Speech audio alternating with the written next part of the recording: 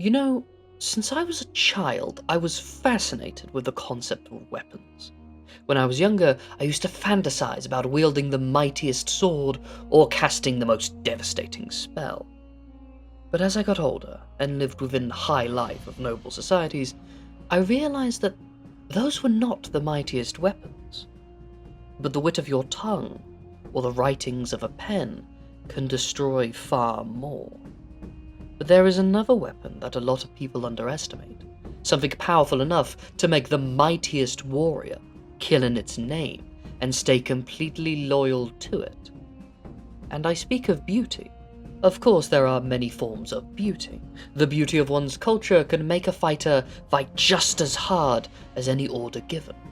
But today I am actually talking about a more simple form of it, the beauty that comes from one's appearance. It is a powerful weapon that can be wielded unjustly. Some have been known to go power drunk over the pursuit and use of their beauty. And when this happens, there can be side effects, some most foul and sinister.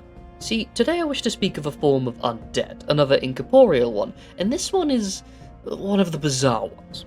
I've said before that some undead need some very specific things that need to happen in order to create them. Well, I think today is probably one of the best examples of this, as today I wish to speak of the Banshee. Beauty turned foul. Now then, what actually needs to happen for a Banshee to be made? For a start, only a female elf can become one. There is no exception to this, that is a requirement. But I would also add the extra caveat of they must be beautiful. Well, but elves are... That's kind of their whole thing, so I guess that doesn't need to be stated. Anyway, the thing that actually starts the process of them becoming a Banshee is them using their beauty as a tool to do harm, or just purely selfishly. The elf might manipulate a noble into giving them jewelry while their people starve, or use a commander to take control of his men to steal something for her own, or to get a king to start a war. Do you see what I mean when I say beauty can be a weapon? Seduction in and of itself is a powerful tool during a conflict. But most elves are, shall I say, a bit more humble, a lot more chaste than a human like me, so they don't actually wield it in such a way, making this an already rare occurrence. But once an elf does start acting in such a way, their transformation would begin even before their death. Their beauty will fade, and their personality will start to grow more bitter and resentful. Then eventually, hair will start to fall out. Then they'll chip a nail, and it will never regrow. Slowly, and sometimes painfully, their beauty will fade away, and they will be completely aware of why this is happening. And if they refuse to change their ways, this will keep happening, since that is the only way for this to stop.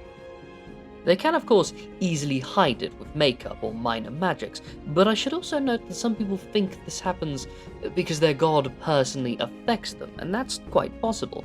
The god of the elves has always been more active compared to others, but that's a whole different conversation, and irrelevant in truth. See, if the elf does not change their ways and then dies with this still affecting them, they might rise again as a banshee. But this is not a guarantee, perhaps because the effect did not fully take hold, or while they were manipulating to get their own things, they were also doing some okay stuff and not truly evil because of it. But there is a strange way to make any woman who has started to be affected by this almost guaranteed to turn. See, if one of them dies while in foul water, almost always a swamp, they will come back as a banshee. Why this happens? Who knows? My guess is due to the symbology of foul water or something like that. It's a very fickle process to begin with, so I can't begin to tell you why this works. Now, this is not a requirement, but something that makes the transformation a lot more likely. But regardless of where they die, they will then become a banshee. Or rather, their spirit will be physically torn out of their body, and almost immediately this will cause the banshee to enter a fit of rage, instantly, and might cause it to attack and kill anyone nearby due to its new, shall I say, emotionally unstable nature. See, before they were as vain as any humanoid could be, but now they are almost vanity personified. See, after their death and reconstitution, the only thing they will care about now is their beauty. Their personality is mostly gone at this point, as so would any other obsessions or desires. At this point, all they would care about is how they are perceived by the world, and that becomes a bit difficult when you are a corpse. And if you see the face of their dead body, they will probably try to kill you in a fit of rage. This is why most of them try to hide or preserve the body if there is even enough of it left to do so. Of course, it is a corpse, and they are incorporeal, so they really can't do much about it actually, and so they will inevitably leave it to rot, and often much faster than a normal one, probably due to some magical effect linked to the Banshee's nature. This will of course infuriate them if they even notice it happening. See, another thing that happens shortly after their demise is they will start to have visions of their old life, or more specifically, the sins they had committed in life. But at this point, they won't really be able to see the world fairly, viewing everything as someone else's fault, not their own, driving them even more insane, and this is likely a deliberate thing done to punish them. It is clear at this point that they have become very cruel and vindictive. Again, more so than any humanoid would naturally or even possibly be. Attacking on sight is often something that Banshees are known to do, but it's not that they are incapable of doing diplomacy, and it can happen. The best way to do so would be to appeal to their pride and vanity. You can even occasionally find them working for a powerful undead who has partly degraded themselves and praised the Banshee in order to trick them into working for them. A bizarre twist of what they used to do to others in life. Mind you though, they would not be ideal minions, as they actually can't move far away from where they died, no more than say a few miles. This is limiting, but not as much as you would expect, since they probably won't have any desire to move anyway. They are known for being linked to the location of their death. They are a curse upon the land, typically the place their own corruption was wrought. Even in death, they still plague and corrupt the land they were in. Oh, I should also note they still have a want for things of beauty and art. Often they will covet things like jewellery, artworks, gemstones, and fine silks, akin to something hoarding treasure, although they will not care for the like of coins and weapons unless they're truly ornate and rare, perhaps one made of a rare metal like silver or gold, or engraved with gemstones, which, think about it, it's not actually the best weapon, but it's their value that's... Anyway, this is one of the few things where their old personality will still affect them. Their likes and tastes will still mostly be the same as they were in life, they're just a lot more greedy now, unreasonably so. But as they are a powerful form of undead, I should bring up the question of how much of them is still in there. And well, it's hard to say in this case. In the case of the Banshee, I would assume very little of the original person is there. If you still cared for the elf by the time they had become a Banshee, then there's probably nothing you can actually do, bar a very powerful spell like Wish. If you want to help the elf going through the process, the only way to save them would be before their death. Which seems obvious the second I said it out loud, but it's the undead, so you've got to qualify these sort of things. Right, let's get into the topic of what Banshees are actually capable of, because they are feared for a reason. They are quite formidable and, well, simply put, terrifying. I'll start with the obvious and clear thing. They are incorporeal, meaning you aren't going to be able to do much of them if you wish to harm them physically. Since, while they're not physically there to begin with, well, they sort of are, but look, it's complicated. Anyway, they can also move through walls and other solid objects due to their nature, but they cannot stay within them. They must keep moving constantly and quickly, lest their nature be damaged because... look, I actually need to discuss the nature of incorporeals. It's a whole thing for another day. Another thing, they know when someone is within the area they haunt, or rather they sense them vaguely.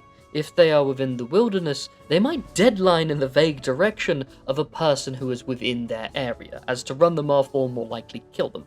But if they are in a single building, while they will sense all the people around them, they probably won't react or leave the building in any way, unless they view something as a threat. If you step into the building, however, they're probably more likely to react. Speaking offensively now, they are able to sap at your very life force, pumping you full of necrotic energy, forcing your very flesh to decay with but a glancing touch of your skin, meaning you are not safe from them unless you keep your distance from them. And that's not to mention the fact that they can do this while sliding in between and back into walls within seconds, not giving you enough time to truly react to them. In truth, a lot of incorporeals can do this, but I've noticed the Banshees tend to be more vindictive and, shall I say, strategic with it. I should also mention that actually gazing upon them in and of itself can actually be harmful to you. Truly something that would drive them crazy if they knew that was the case now. While in reality their horrifying visage can induce fear in you, and while a lot of people underestimate the importance of this, I can assure you, fear, just like beauty, is a weapon that works just as well as any other, if not more so. But the real power of the Banshee is in the thing it is most famous for, its wailing scream. Now this is something they cannot do that often, maybe once a day or so, but this effect can be devastating. See, if you are close to the Banshee and it does this, your ears will rupture and break, shattering you from the inside out and devastating your ability to think properly. And this is just if you resist the magical effect. If you fail and the magic affects you fully, you'll drop unconscious instantaneously, leaving you at its complete and total mercy, and you can guess where that'll go. But I suppose I should get to my tale of the Banshee, for I've had dealings with one of two of them over my many years, and one of regality is what I think would be more fun. See, long ago, there was a king who was both kind-hearted and young.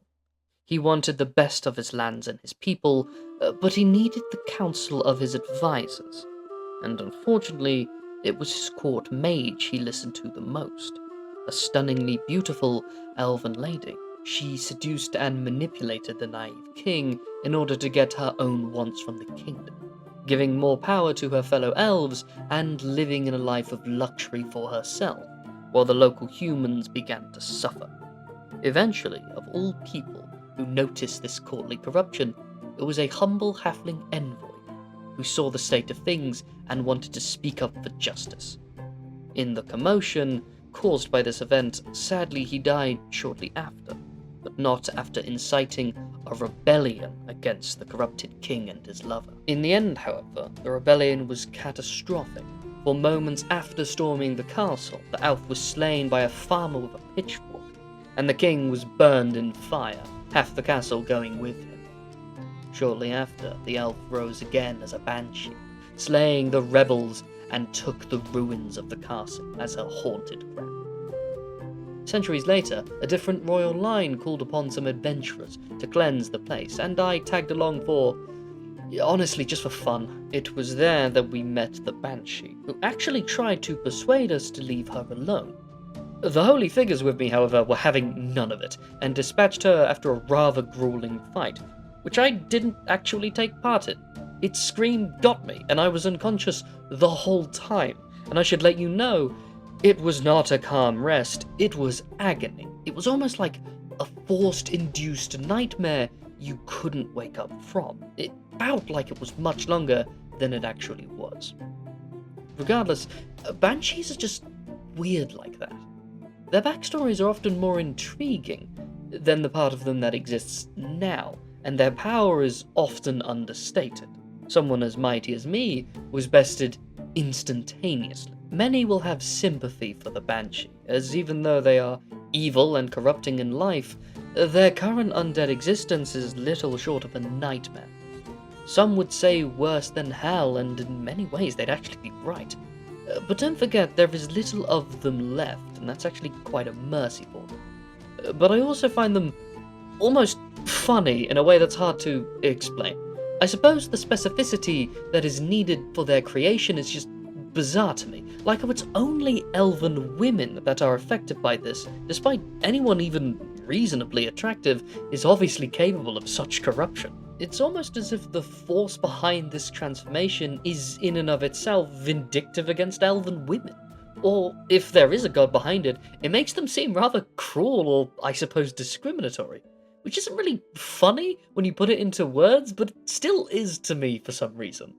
The Banshee is just one of those cases that are always stand alone, despite them being so much like some other undead.